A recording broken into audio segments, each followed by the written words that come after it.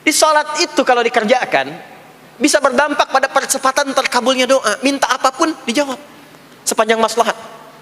Makanya nanti untuk umat Nabi Muhammad, jangan tunggu panggilan sholatnya adalah panggilan langsung dari Allah. Minta, punya masalah apa? Aku selesaikan, kata Allah.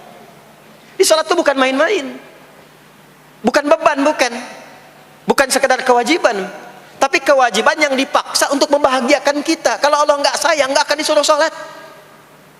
Pak, Bu, itu panggilan sholat. Perhatikan panggilan pertamanya, Al-Baqarah ayat 45. Wasta'inu bis sabri wassalah. Kata Allah, hei hambaku, kalau engkau punya masalah, sabar dulu, terima. Karena aku titipkan masalah itu kepadamu untuk meningkatkan kualitas hidupmu, bukan ingin membebanimu. Dan tidak mungkin aku uji engkau dengan masalah itu kecuali engkau mampu mengatasinya. La yukallifullahu nafsan illa wus'aha. Nah sekarang bawa itu lewat sholat, minta solusi kepada Allah, terima dulu dengan sabar. Setelah itu belajar untuk meningkatkan kualitas hidup, dan bawa lewat sholat, minta solusi. Ternyata saat kita menunaikan sholat, itu diperintahkan oleh Allah, minta punya masalah apa. Makanya kita katakan, begitu Allah perintahkan, wasta'inu bis sabri wassalah. Hei, kalau punya masalah, terima dengan sabar, minta tolong, minta solusi kepada Allah lewat sholat. Maka ketika kita minta, kita robah kalimatnya dari wasta'inu, kata perintah, menjadi bentuk permohonan, fi'il mudhari. Iyyaka na'budu wa iyyaka nasta'in.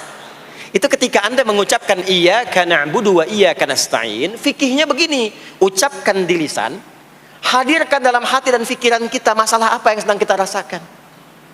Minta kepada Allah solusinya. Minta.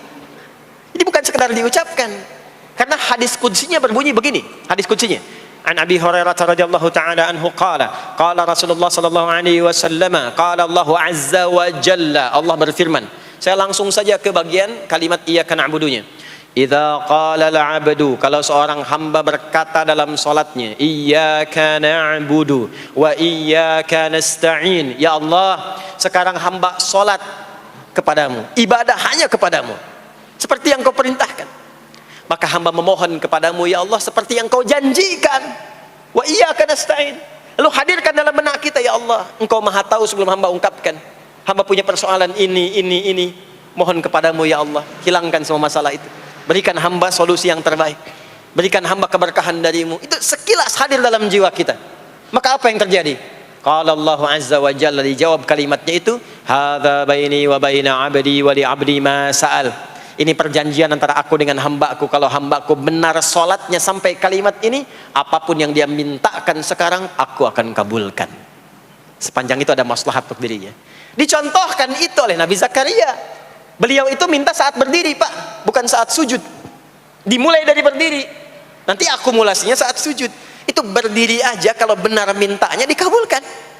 Tidak menunggu selesai sholat. Dan ada fikihnya, nggak sembarangan, ada fikihnya nanti. Ada fikihnya, ya, ada tuntunannya. Poinnya adalah sholat itu solusi.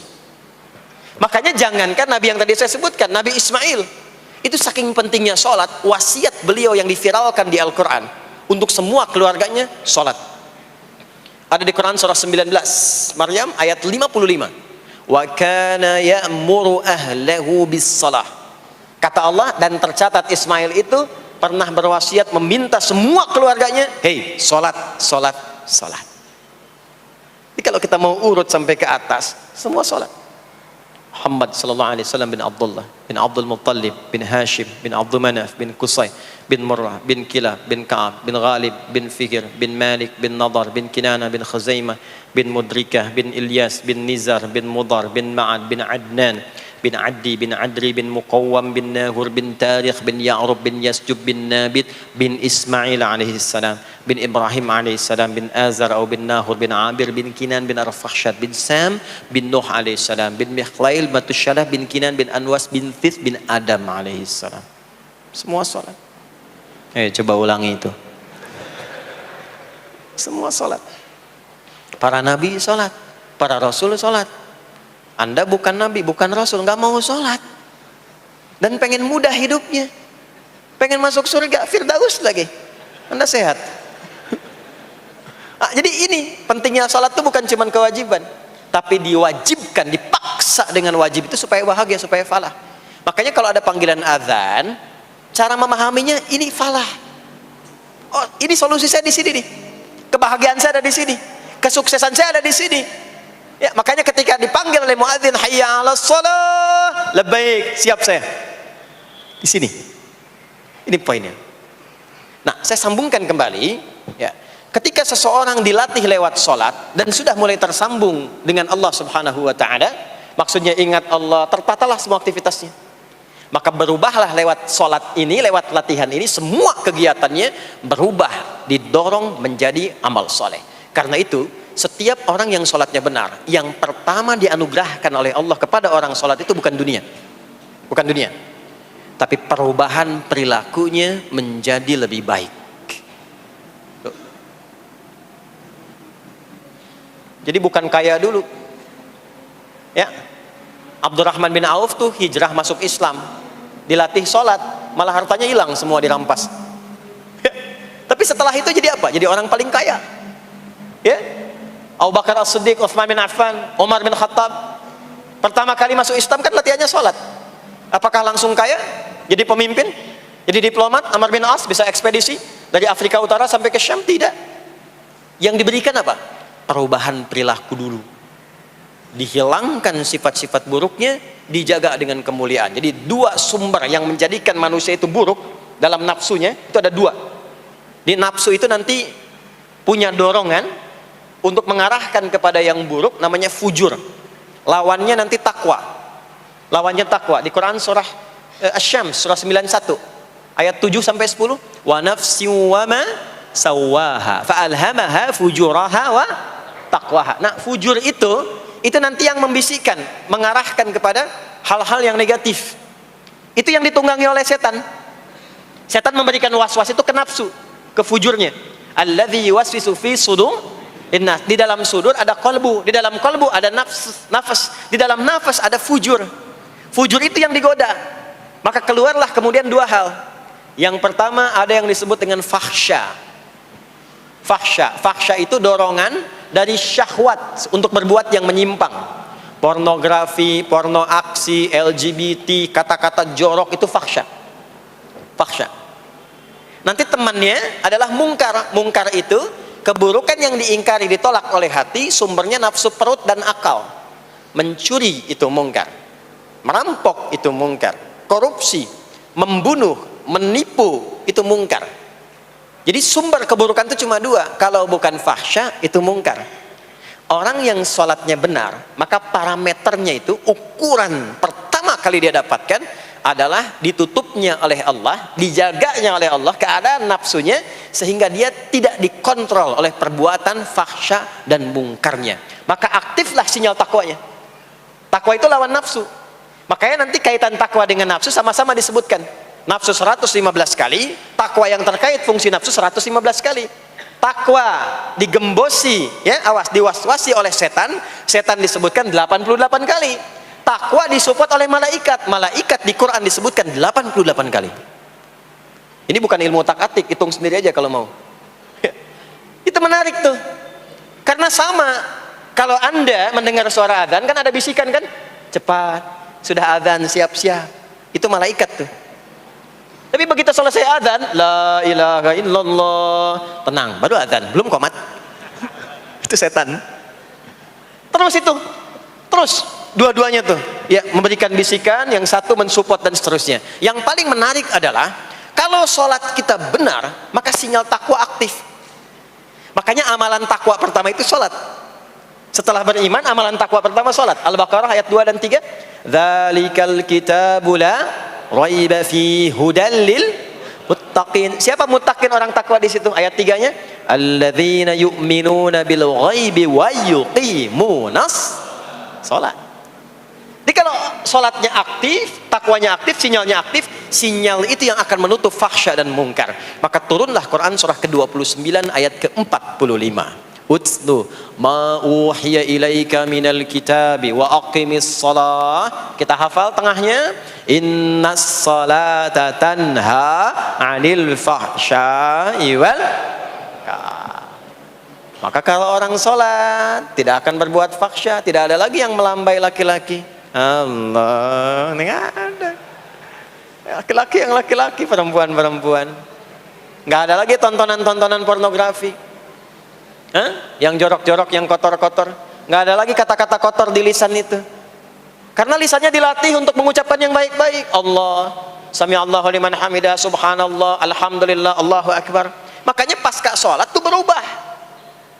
Maaf ya, Allah tidak memberikan kepada Nabi Muhammad SAW tongkatnya Nabi Musa, mukjizatnya Nabi Isa,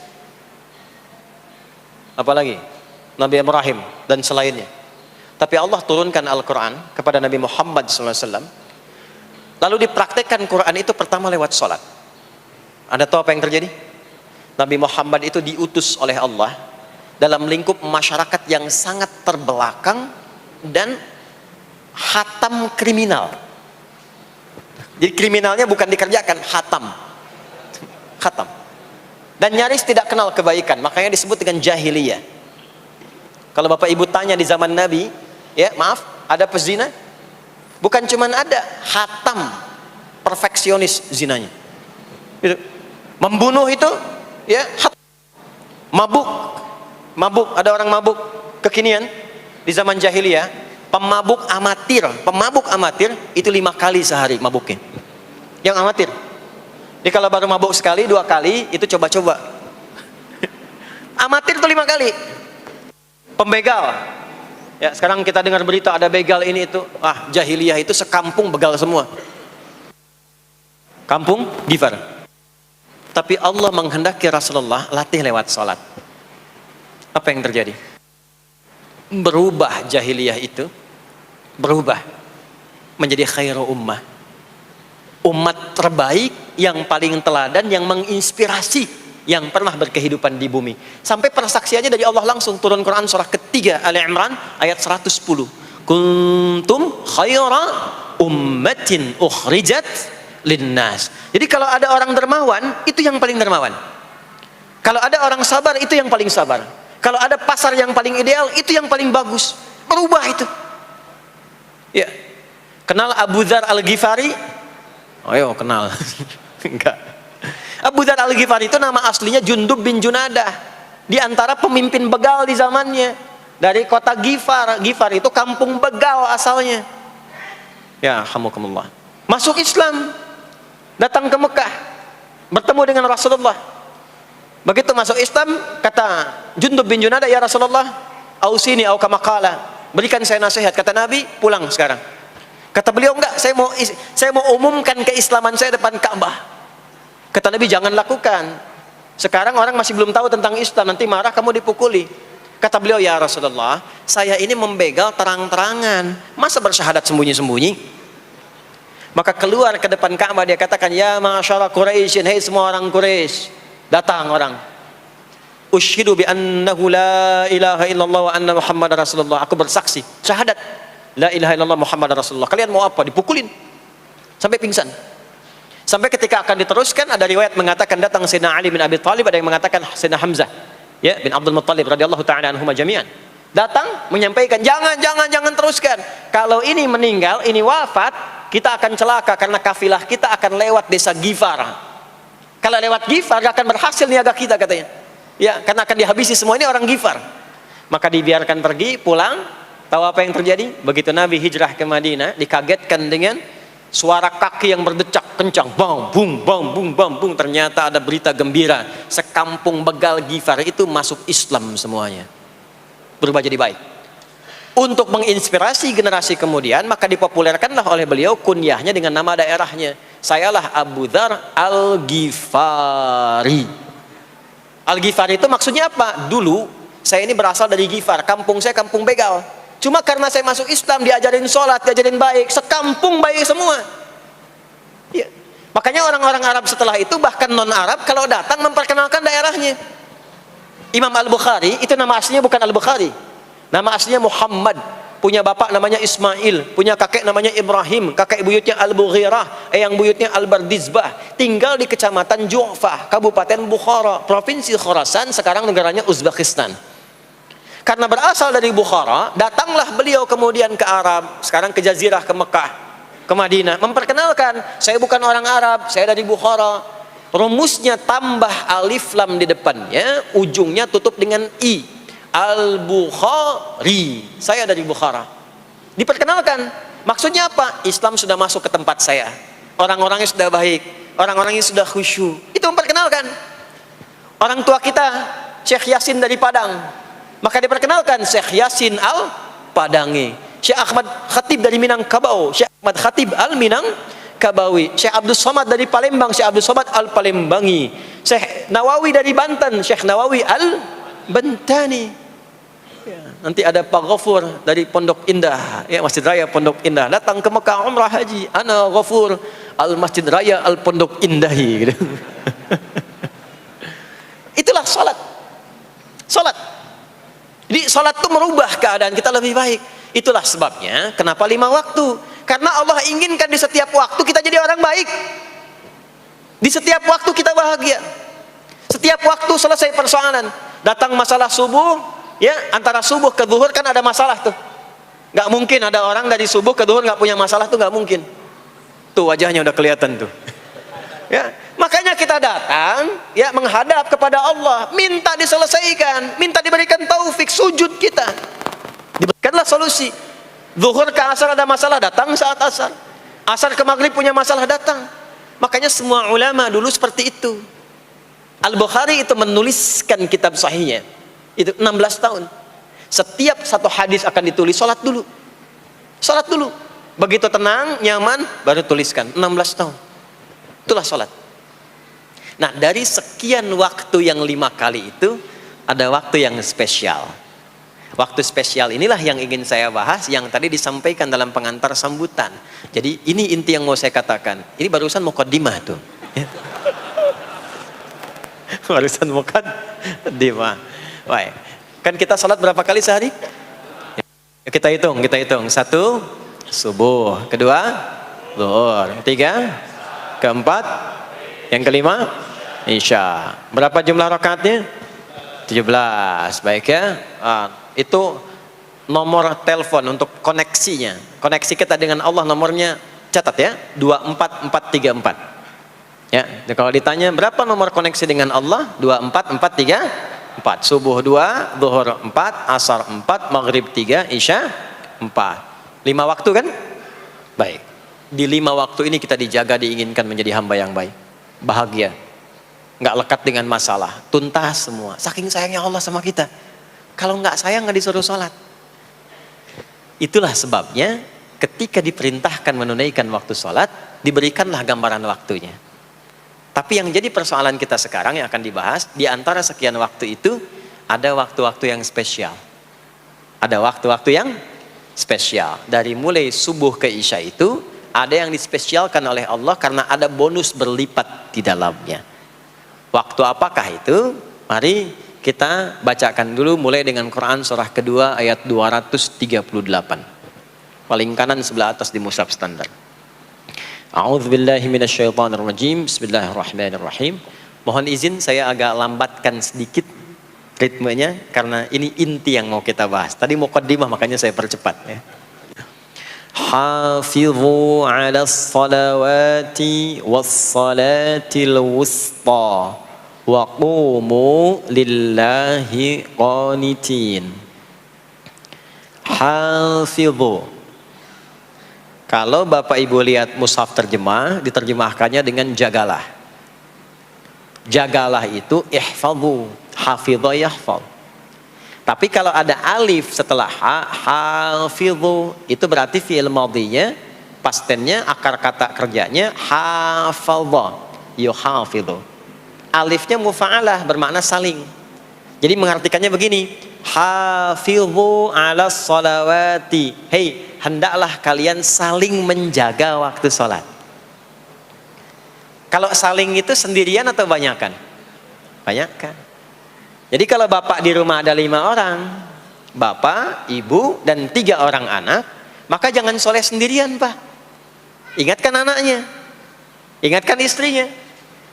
Istri bangun duluan, ingatkan suaminya. Makanya waktu sholat itu Maaf, jangan cuma disandarkan pada azan yang kita dengar di masjid, harus hafal. Bahkan nanti gini, di Quran surah keempat ayat 103 itu, di ujung ayatnya, itu ada penanda ciri standar orang beriman. Maaf. Kita tanya dulu nih, kita beriman tidak hari ini? Halo, beriman? Hati-hati ya, karena kata Nabi ada yang subuh beriman, sorenya sudah kufur tuh. Ya, yusbihu mu'mina wa yumsi kafira. Hati-hati ya. Yuk, apa ciri orang beriman tuh? Iman itu konfirmasinya bisa didapatkan satu melalui suara adzan. Adzan itu sama dengan penanda waktu sholat. Tahu dari mana iman itu bisa dicek dengan suara adzan? Quran surah ke-8 Al-Anfal di ayat yang kedua. Innamal mu'minuna alladzina idza dzukirallahu wajilat qulubuhum. Sungguh insan beriman itu ciri standarnya bisa dilihat. Kalau disebutkan nama Allah, ada konfirmasi iman dalam hatinya. Jadi iman itu letaknya di kolbu. Nanti konfirmasinya lewat suara adzan, dipanggil, disebutkan nama Allah. Makanya disebutkan nama Allah 5 kali dalam sehari untuk mengecek iman ada enggak dari subuh sampai isya. Ya, Allahu Akbar, Allahu Akbar. Ada getaran di hati kita, sudah adzan. Nah, itulah iman. Itulah iman. Makanya orang yang punya iman dengan yang belum punya iman akan beda getarannya. Ini hanya dimiliki oleh orang yang punya iman saja. Yang belum punya iman nggak bisa, nggak punya itu. Allahu Akbar, Allahu Akbar. Surah apaan nih? Toanya kencang banget, ya. Tapi kalau orang beriman, Allahu Akbar, Allahu Akbar, ya Allah sudah adzan. Itu konfirmasi itu. Nanti semakin tinggi imannya, bahkan ada yang orang sudah menunggu sebelum tiba waktunya. Tadi subuh jam 4 lewat 13 di sini. Ada yang nunggu dari jam 3. Padahal belum dipanggil. Ya.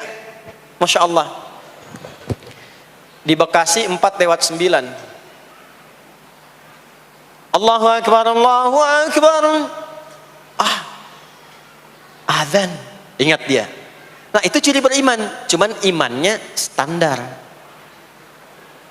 Jadi bukan iman yang kuat. Standar. Kuat belum, lemah tidak.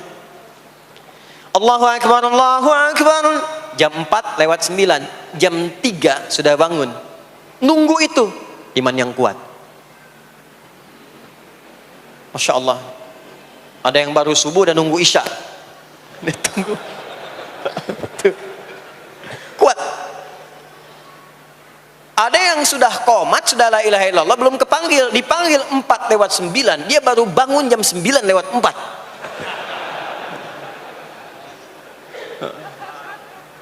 Tuh. Nah, ini iman lemah. Di bawah. Ciri standar, karena dipanggil ingat, maka ciri standar orang beriman itu tahu waktu sholat. Harus tahu Pak, Bu. Itu standarnya. Itu ada di Quran surah keempat di akhir ayat 103. Inna salata kanat 'alal mu'minina kitaban mawquta. Kalau pakai terjemah balaghah itu bunyinya begini, sungguh orang beriman itu pasti tahu waktu sholat. Nah, jadi kalau ditanya jam berapa zuhur nanti belum bisa kita jawab dengan sempurna, itu artinya apa? Imannya belum naik itu ke level standar, belum menguat. Ya, ini poinnya. Nah, nanti kapan waktu sholat itu tiba? Kalau ada yang belum ingat, jangan dibiarkan tidak ingat. Makanya kata Al-Quran, saling menjaga ya waktu sholat itu. Jangan sampai di keluargamu, ada temanmu, kolegamu, bahkan tetanggamu itu nggak tahu waktu sholat. Bahkan nggak sholat, itu bahaya. Kalau memang sayang sama anak, ingatkan. Sayang istri dengan suami, ingatkan. Tanda istri beriman yang cinta dengan suaminya, tanda pertamanya ketika mengingatkan suaminya pada semua hal yang disukai oleh Allah. Begitu sebaliknya. Maka kata Al-Quran, hafidhu, saling menjaga waktu sholat. Disebutkan di situ alas sholawat. Bentuknya begini. Tulisannya alif, lam, waw, alif, ta maftuha begini. Alas. Begini tulisannya. Karena nanti ada yang begini, ada yang begini. As-sholat, ada yang begini. Biar saja, enggak usah. Ada yang begini, ta marbutah. Seperti Al-Baqarah ayat 3, alladzina yu'minuna bil ghaibi wa yuqimunas shalah. Begini tulisannya. Ada yang begini.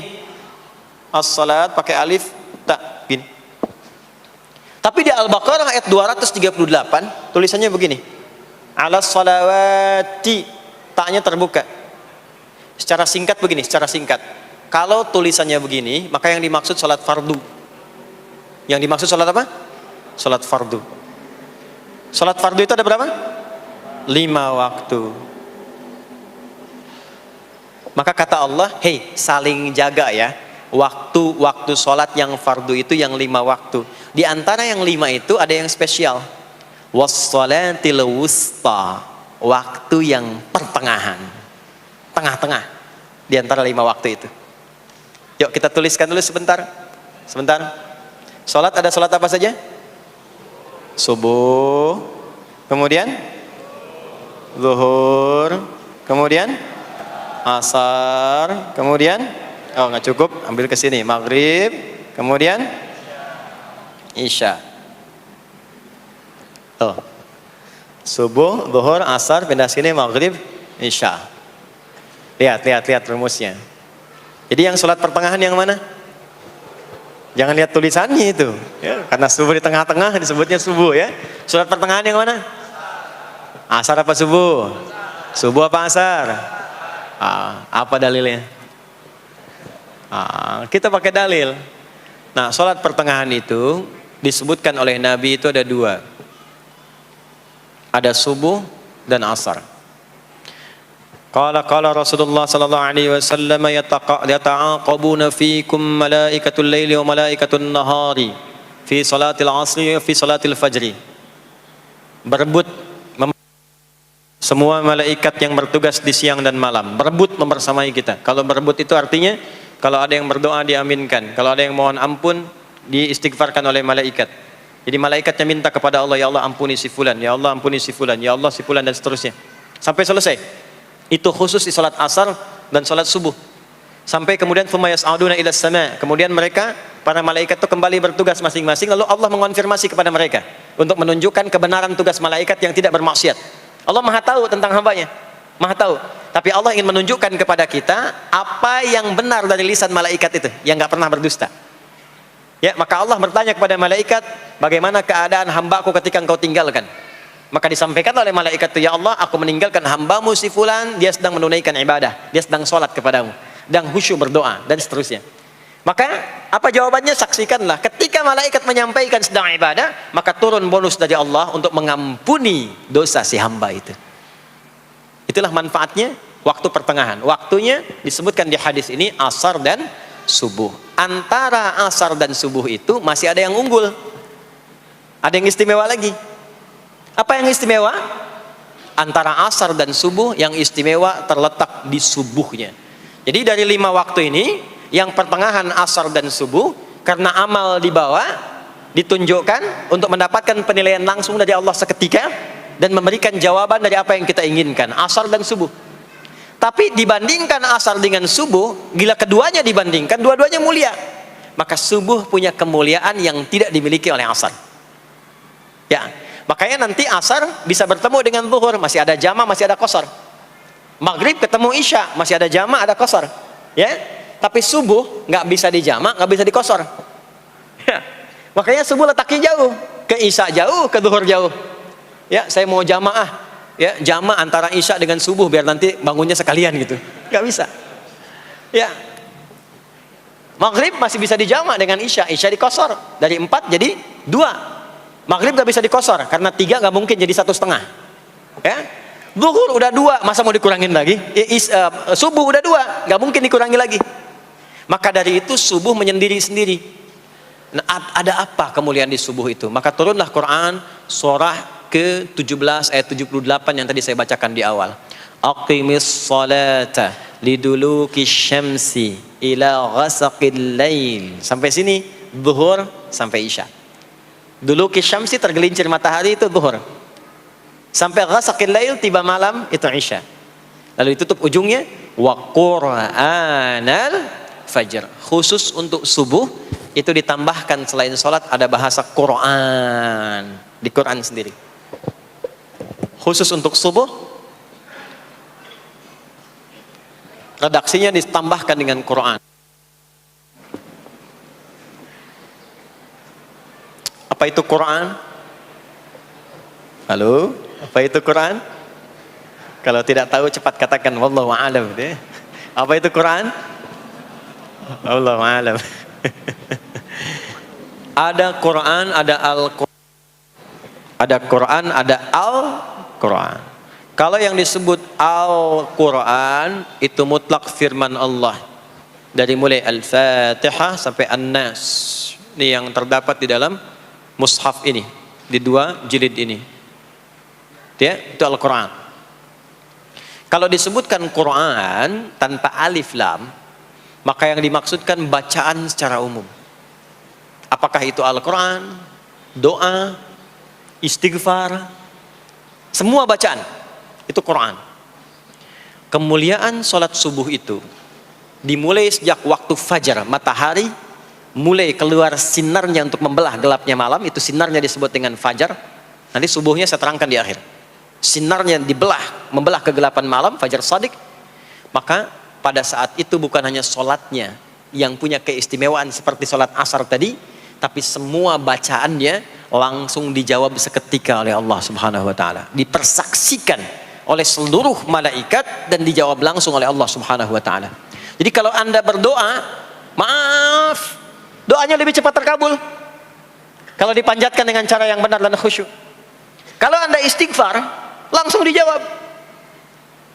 Kalau kita baca Quran, pahala langsung dituliskan berlipat. Itulah kemuliaan waktu fajar. Jadi Allah sendiri yang menyampaikan, bukan cuma sholat yang penting, semua bacaannya itu langsung didengar, langsung direspon, langsung dipersaksikan. Karena itu ada anjuran bahkan dari Al-Quran, dan ini dikerjakan oleh semua sahabat, saking pentingnya sholat subuh itu, waktu fajar itu, bahkan mereka bangun dan menunggu sebelum tiba fajar. Maka disitulah muncul kemudian tahajud.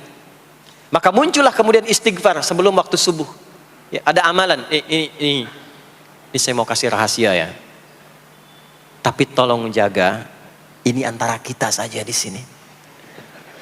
Ya, rahasia. Ada waktu sebelum subuh. Cuman 15 sampai 20 menit kurang lebih. Ingat ya.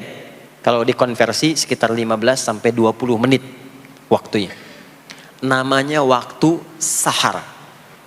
Sahar. Jamaknya ashar. Jamak itu karena setiap hari oleh Allah dikasih itu. Sahar. Jamaknya ashar.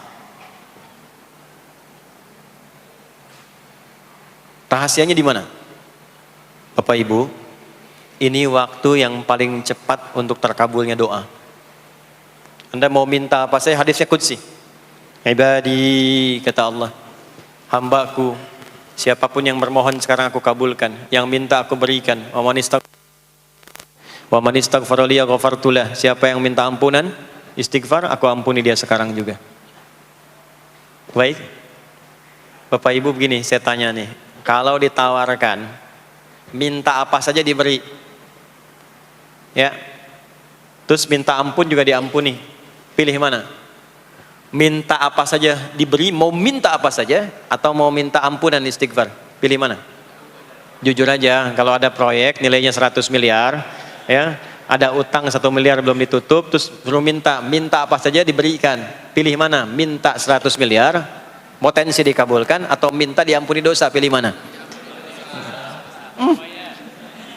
Pilih salah satu, nggak usah dua-duanya. Oh, ada tawaran dikasih 100 miliar atau diampuni dosa, pilih mana? Ampuni dosa. Pelan banget ya. Kata ibu kalau bisa dua-duanya gitu. Coba, kalau ada rumus begini, Anda disuruh memilih apakah dunia dan seisinya atau memilih ampunan Allah, maka pilih ampunan Allah. Karena nanti ada rahasia yang kedua. Banyak rahasia ini. Ada rahasia istighfar. Istighfar itu kalau sudah menyatu dengan jiwa kita, sudah terbiasa maksudnya. Biasa istighfar, dan jadi karakter, jadi kebiasaan. Bukan hanya pasca sholat, di mobil istighfar, di kantor masuk istighfar, sudah kebawa, udah refleks itu. Faidah keutamaan untuk orang yang rajin istighfar itu ada 2. 1, diampuni dosanya oleh Allah, yang cirinya nanti akan dijaga dari maksiat. Ya, bukan maksum, karena maksum itu untuk para nabi. Untuk para nabi dan rasul. Manusia nggak ada yang maksum selain nabi dan rasul. Maksudnya apa? Diberikan petunjuk oleh Allah untuk menjaga diri. Sehingga ketika dosanya diampuni, dia nggak berbuat dosa itu lagi. Mata biasa melihat yang tidak baik. Tobat, diampuni dosa mata itu, cirinya adalah mata nggak senang lihat yang nggak baik lagi. Itu dosa mata diampuni. Ciri tobat diterima. Maka istighfar itu menggugurkan dosa-dosa dan menjaga kita dari perbuatan salah. Yang kedua, orang yang sudah terbiasa beristighfar, itu doa cepat dikabulkan bahkan sebelum ia memintanya dan memohonkannya. Sebelum melafazkannya, itu bisa terjadi Allah sudah mengabulkannya. Itulah kemuliaan istighfar. Nah, orang-orang yang istighfar menunggu waktu datangnya fajar, itu mendapatkan kemuliaan langsung dari Allah, sampai dikatakan di Al-Quran, disebutkan sebagai orang-orang yang akan menghuni taman surga yang sekarang sedang beraktivitas di dunia. Itu ada di Quran surah ke-51 ayat 15 sampai 18. Yang istighfarnya di ayat 18. Ya, jaminan surganya ayat 15, 16, 17-nya tentang tahajud. Innal muttaqina fi jannatin wa 'uyun akhidhina ma atahum rabbuhum innahum kanu qabla dhalika muhsinin. 17-nya kanu qalilan minal laili ma yahja'un, bahkan nunggu waktu sahar, nunggu subuh, tahajud dulu. Kemudian 18-nya wabil ashari hum yastaghfirun. Istighfar. Sampailah tiba dia waktu fajar subuh. Ya. Itu selesai dia istighfar, dapat kesempatan subuh, sholat dulu 2 rakaat. Itu saking tingginya waktu itu, nilainya kata Nabi melebihi dunia dan seisinya. Melebihi dunia dan seisinya. Masya Allah. Makanya muncul kemudian sabda Nabi, raka'atul fajri khairum minad dunya wa ma fiha. 2 rakaat subuh ini daripada dunia dan seisinya. Itu asalnya di sini. Jadi memang subuh itu masih diperjuangkan. Dan subuh itu generatornya, kalau subuh sudah bisa konsisten, yang lainnya ikut. Subuh itu kalau sudah konsisten, subuh ke masjid jamaah subuh jamaah, bangun tahajud, istiqamah, istighfar. Itu kalau subuhnya sudah bagus, yang lainnya ikut. Ya. Makanya ada kaum yang sekarang sangat khawatir jumlah orang Islam kalau sholat subuh itu seperti sholat Jumat, sangat takut itu. Ya, ada ini viral kisahnya, saya nggak ceritakan pun Anda bisa dengar. Ya, jadi ada golongan orang Yahudi yang selalu mengamati jamaah sholat subuh umat Islam, dan dia melihat, ya, ketika mulai ramai, dia mulai katakan, kenapa Anda selalu mengamati itu? Ya, sebab kami lihat kalau jumlah jamaah subuhnya sudah seperti sholat Jumat, itulah kemakmuran, kebangkitan dan kebaikan umat Islam akan tumbuh kembali. Jadi akan berpengaruh kepada yang lainnya. Itulah mudah-mudahan kegiatan perjuangan subuh, ya, ada pejuang subuh baik di Masjid Raya Pondok Indah, di masjid-masjid yang lainnya, memberikan keberkahan kepada kita, dan puncaknya adalah perubahan pada perilaku. Jadi kalau cuma berjuang datang subuh tapi tidak merubah perilaku, ada yang salah dengan itu semua. Ada yang tidak tepat, ada yang belum sempurna. Itu yang bisa kita sampaikan sebagai kajian pembuka kita di kesempatan kali ini. Mudah-mudahan ada manfaat yang bisa kita dapatkan. Kesimpulannya adalah salat adalah inti amalan kita yang bisa merubah alur kehidupan kita dunia dan akhirat. Salat kunci kebahagiaan, salat kunci kesuksesan, salat kunci datangnya rahmat Allah Subhanahu wa taala. 2, Allah meminta kita menunaikan salat 5 kali dalam sehari untuk memudahkan semua urusan kita di setiap waktu dalam sehari itu. Dan yang ketiga, di antara sekian 5 waktu itu ada waktu-waktu yang istimewa, yaitu asar, dan yang paling istimewa adalah subuh ataupun fajar. Mudah-mudahan kita bisa konsisten menunaikan dan menjaga waktu salat itu sampai kita pulang kepada Allah dalam keadaan husnul khatimah. Sementara itu yang disampaikan. Baik, mudah-mudahan ada keberkahan dari apa yang telah disampaikan. Pasti apa yang saya sampaikan pasti ada salah, pasti ada yang kurang tepat, pasti ada yang keliru disampaikan. Mohon diingatkan supaya saya koreksi, tinggalkan yang salahnya, ambil yang benar, yang baik, yang kira-kira bisa diamalkan. Jauhi hal-hal yang bisa menjauhkan kita dari Allah, dan semoga kita semua diwafatkan dalam keadaan husnul khatimah.